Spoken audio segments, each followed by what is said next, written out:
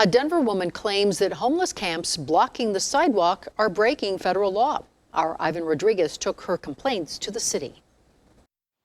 Micah the dog is essential for Tambor Haven. Micah is my eyes. Haven is legally blind. You notice that he advanced so his front feet were on the curb. That is to alert me that there's a curb in front of me. Then I don't trip over it. A recent bus ride near the state capitol reminded her of how hard living with a disability can be. I needed to go to the Civic Center station, which meant that I had to walk around the corner and proceed north. But as she started walking, she could roughly make out something in her path. There were tents on both sides of the sidewalk. At a certain point, Micah would not advance because there was insufficient room for him to travel. The small homeless encampment near Civic Center Station made it hard to pass. Eventually, she did so safely, but not without fear of falling or doing it safely. I told them to move so that I could safely pass.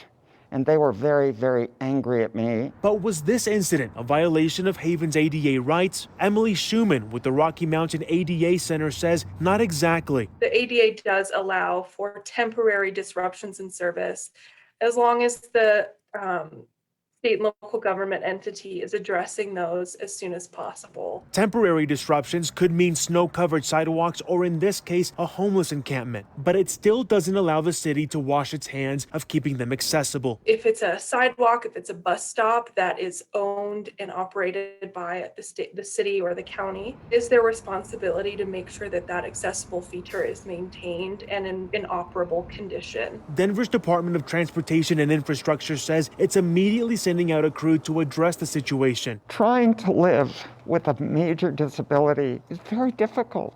I don't expect the city to spend extra money on me. I just want the city of Denver to make it possible for those of us who are disabled to travel safely. A delicate balance between keeping public sidewalks open for all and treating those living in encampments with compassion. Ivan Rodriguez, Denver 7.